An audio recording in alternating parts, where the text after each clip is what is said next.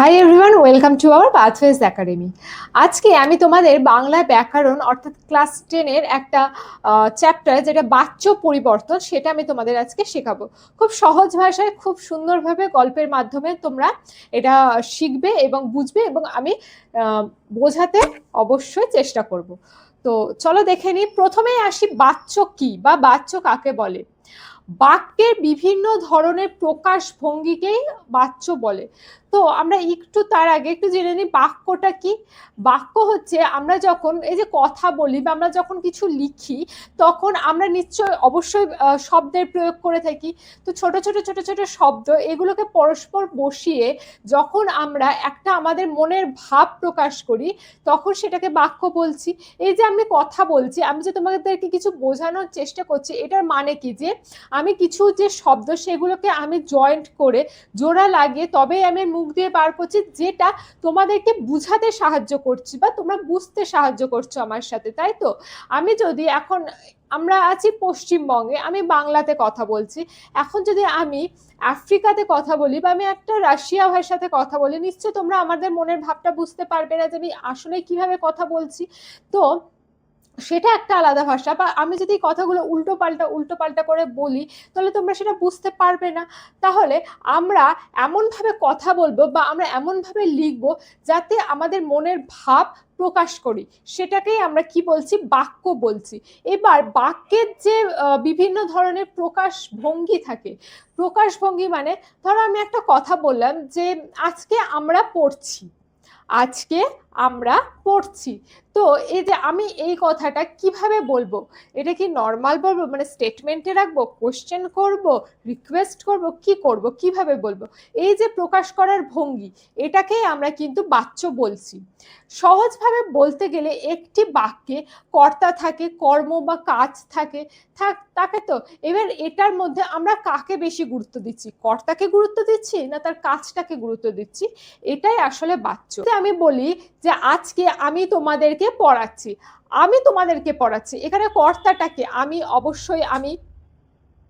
তো এবার আমি কাদের পড়াচ্ছি, তোমাদের পড়াচ্ছি। এবার যদি আমি আমাকে জোর দিই যে আজকে আমি পড়াচ্ছি, তাহলে এই যে আমিটা কি, কর্তা, এই কর্তার উপর জোর দিচ্ছি।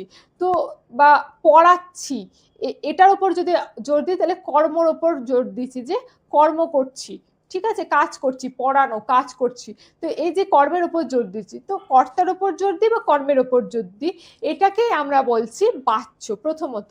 তো দেখো, এখানে আমি একটা ডেফিনেশন দিয়েছি যে বাক্যের বিভিন্ন ধরনের প্রকাশভঙ্গি হচ্ছে বাচ্য, এবং সহজভাবে বলতে গেলে বাক্যের কর্তা কর্মের মধ্যে কাকে বেশি গুরুত্ব দেওয়া হচ্ছে, সেটা হচ্ছে বাচ্য।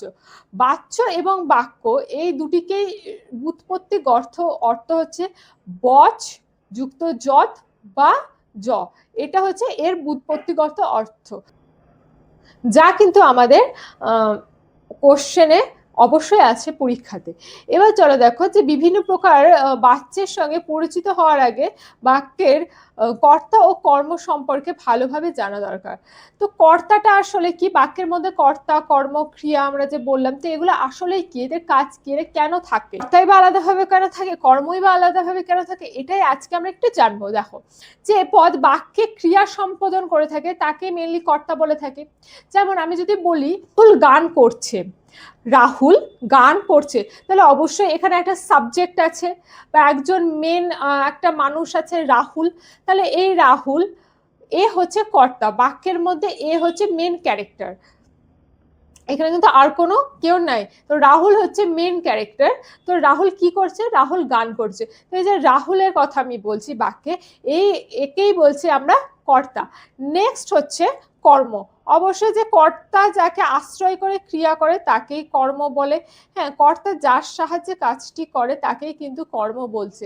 অর্থাৎ আমি যেটা বললাম যে রাহুল গান করছে, রাহুল কি করছে, করছে ক্রিয়া, ক্রিয়াপদ, অবশ্যই জানবে কর্ম মনে কাজ করা, ক্রিয়া মানেও কাজ করে, কিন্তু এখানে আমরা যদি পদ হিসেবে দেখি, ক্রিয়াপদ মানে ভার্ব, এখানে ভার্বটা কি করছে, কি করছে, গান করছে, হচ্ছে কর্ম।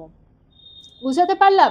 যে রাহুল গান করছে, তোমাদের খাতাতে তোমরা যদি লেখো রাহুল গান করছে, তাহলে রাহুলটা কি হচ্ছে, রাহুলটা সার্কেল করে লিখবে, এটা হচ্ছে কর্তা, কারণ এখানকার মধ্যে সাবজেক্ট শুধু কর্তা রাহুল, তাই তো। গান করছে অর্থাৎ কোনো কাজ করছে, এটা হচ্ছে ক্রিয়াপদ, একে বেস করে কি করা হচ্ছে, গান করা হচ্ছে, গানটা হচ্ছে কর্ম, তাহলে রাহুল কি কর্ম করছে, গান করছে, তাহলে এটা হচ্ছে কর্ম, তাহলে কর্তার কর্ম বোঝা গেল। দেখো এখানে আমি আর একটা এক্সাম্পল দিয়ে তোমাদেরকে ছবি দিয়ে করছি, যে রাজু বাড়ি তৈরি করছে, এই বাচ্চাটাকে যদি আমি রাজু ধরি, এ হচ্ছে কর্তা, এ হচ্ছে কর্তা, তাই তো।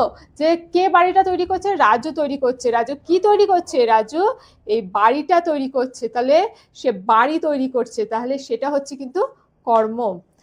এবার চলো আসি যে বাচ্য, বাংলা ভাষায় বাচ্যর প্রকারভেদ, বাচ্যকে প্রধানত 3 ভাগে ভাগ করা হয়, কৃত্যবাচ্য, কর্মবাচ্য আর ভাববাচ্য, মেন এই 3টে ভাগ আছে, ঠিক আছে। কর্তৃবাচ্য মানে হচ্ছে কর্তা অবশ্যই মেন যে কাজটা করছে বা যাকে নিয়ে কথা হচ্ছে কর্তাই প্রধান এখানে। কর্মবাচ্য মানে হচ্ছে কর্মটাকে মেন করে দেখা হবে, যে কি কাজ করছে কি করছে সেটাকে মেন ভাবে দেখা হবে। এবং ভাববাচ্য অর্থাৎ ভাবটাকে বোঝাবে, যে ক্রিয়ার ভাব কোনটা সেটাকে বলছে ভাববাচ্য। এছাড়া আর একটা বাচ্য হচ্ছে, সেটা হচ্ছে কর্মকর্তৃবাচ্য, এটাকে আমরা সাইডে ধরি, মেন হচ্ছে 3টে বাচ্য, আর একটা বাচ্য সেটা হচ্ছে কর্মকর্তৃবাচ্য। এবার দেখো কর্মবাচ্য, সরি কর্তৃবাচ্য, কর্তৃবাচ্যটা কি, যে প্রকাশভঙ্গি অনুযায়ী বাক্যের কর্তা প্রাধান্য ঘটলে তাকে কর্তৃবাচ্য বলে।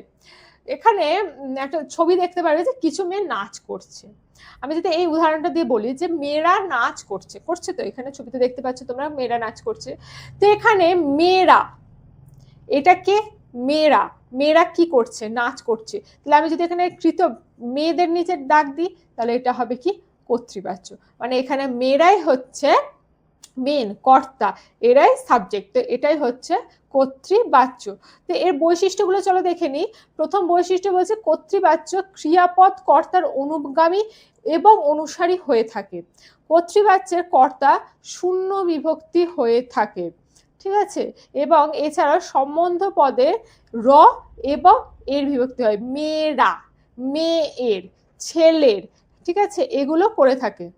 সেকেন্ড চলো দেখি যে কর্মবাচ্য, কর্মবাচ্য কাকে বলে, প্রকাশভঙ্গি অনুযায়ী বাক্যে কর্মপদের যদি প্রাধান্য ঘটে, অর্থাৎ যখন আমরা বাক্য বলবো, আমি সেম জিনিসটাই আবার রেখেছি তোমাদের বুঝার সুবিধার্থে, যে আবার দেখো যে মেয়েরা নাচ করছে, আমি যদি এটাকেই ধরি, তো এখানে উদাহরণে তোমরা দেখতে পারবে যে মেয়েরা নাচ করছে, আমি নাচ এটাকে কিন্তু হাইলাইট করেছি, যে নাচ করছে, তাহলে মেয়েরা কি করছে, মেয়েরা কিন্তু নাচ করছে, তাহলে নাচ কর্ম এটাকে প্রাধান্য দেওয়া হচ্ছে, তাদের কি করাটাকে প্রাধান্য দেওয়া হচ্ছে, নাচ করাটাকে, তাহলে এটাই হচ্ছে কর্ম, ঠিক আছে। এর কিছু বৈশিষ্ট্য আছে, যেমন হচ্ছে কর্মবাচ্য ক্রিয়াপদ কর্মের অনুগামী এবং অনুসারী হয়ে থাকে, কর্মবাচ্যের কর্ম শূন্য, তাহলে এখানে দেখো নাচ, এই নাচ এটা হচ্ছে শূন্য বিভক্তিতে আছে। নেক্সট হচ্ছে কর্তৃপদের করণ ও সম্বন্ধ পদের বিভক্তি হয়, এবং লাস্ট করণ পদের বিভক্তির দ্বারা দিয়া কর্তৃক ইত্যাদি হয়ে থাকে। তারপরে চলো দেখে নিই যে ভাববাচ্য, ভাববাচ্যটা কি, যে প্রকাশভঙ্গি অনুযায়ী বাক্যের ক্রিয়ার অর্থ ক্রিয়ার ভাব প্রধানকে প্রকাশিত করা হলো, মানে আমরা কিভাবে কাজটা করছি তার যখন ভাবটা আমরা প্রকাশ পাচ্ছি, সেটাই হচ্ছে ভাববাচ্য। তো এখানে সেমই আমি আবারও রেখেছি উদাহরণটা, যে মেয়েরা নাচ করছে, তো এই যে করছে এটা হচ্ছে ভাব, কি করছে কিভাবে করছে, নাচ করছে তারা, এই যে বলা যে প্রকাশ করার যে ভঙ্গিটা নাচ করছে, তো এই ভাবটাই হচ্ছে ভাববাচ্য। তো বৈশিষ্ট্য কি, এই ধরনের বাক্যে কর্ম থাকে না এবং কর্তাও প্রধান হয় না, অবশ্যই এটা মনে রাখবে। দ্বিতীয় হচ্ছে এই ধরনের বাক্যের তাই এর কে দ্বারা দিয়া বিভক্ত হয়, সব সময় পুরুষের ক্রিয়াপদ হয়, মাঝখানে মূল ক্রিয়ার সাথে সহযোগী ক্রিয়া অবশ্যই থাকবে। এরপর আসছে কর্মকর্তৃবাচ্যতে। তো কর্মকর্তৃবাচ্যতে কাকে বলে, যখন বাক্যে কর্তা থাকে না কিন্তু কর্মপদ থাকে এবং কর্মপদটি কর্তৃপদের কাজ করে, তাকে কর্মকর্তৃ কর্তৃবাচ্য বলে। ভালো করে বুঝবে যে বাক্যে কর্তা কিন্তু থাকবে না, কিন্তু কর্মপদ অবশ্যই থাকবে, কর্মপদটা থাকবে এবং কর্মপদটাই কিন্তু কর্তা হিসেবে কাজ করছে, তাকে কর্মকর্তৃ পদ বা বাচ্য বলছে। যেমন কাজটা ভালো হলো না, এখানে দেখো কোনো কিন্তু কর্তা নেই, কারোর নাম নেই, কোনো মানুষ নেই, কোনো বস্তু নেই, এখানে কি বলা হয়েছে যে কাজটা ভালো হচ্ছে না। তো এখানে কাজ এটাই কিন্তু হচ্ছে কর্তা হিসেবে কাজ করছে। কাজটা, এই যে শব্দটা, এটাই কিন্তু কর্ম হিসেবে কর্তা হিসেবে কাজ করছে এবং এটাকে আমরা কর্মকর্তৃবাচ্য বলছি। তো মনে রাখার একটা সহজ ট্রিক, যেটা মানে কর্তৃবাচ্য কোনটা, কর্মবাচ্য কোনটা, ঠিক আছে, ভাববাচ্য কোনটা, এটা তোমাদের মনে রাখার একটা মানে খুব সহজ একটা উপায়। দেখো, প্রথমে যখন কোনো বাক্যটা তোমরা পড়বে, সেখান থেকে যদি তোমাদেরকে বলে যে কর্তৃবাচ্য বার করতে বা কর্মবাচ্য বা ভাববাচ্য বার করতে হবে, তাহলে কিভাবে বার করবে? প্রথমে সেন্টেন্সটা পড়বে, সেন্টেন্সটা পড়ার পর নিজেকে কোশ্চেন করবে যে কে কাজটা করছে, উত্তর আসবে এ কাজটা করছে, তাহলে সেটা ডেফিনেটলি কর্তৃবাচ্যতে যাচ্ছে। তারপরে তোমরা কোশ্চেন করবে কি কাজ করছে, কাজটা কি করছে, সে কি খাচ্ছে, সে কি গান করছে, সে কি নাচ করছে, সে কি লেখাপড়া করছে, কি কাজ করছে, বা সে কি বাড়ি বানাচ্ছে, বা সে কি অন্য কিছু করছে, কি কাজ করছে, তাহলে যেটা উত্তর হবে সেটাই হবে কর্মবাচ্য, তাই না?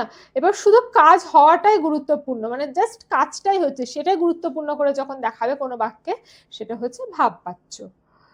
তো এটাই ছিল আমাদের আজকে ছোট্ট করে বাচ্য বোঝার, বাচ্য কি, বাচ্য কিভাবে ভাগ করা হয়, কটা ভাগে ভাগ করা হয় এবং তাদের ছোট ছোট কিছু ডেফিনেশন।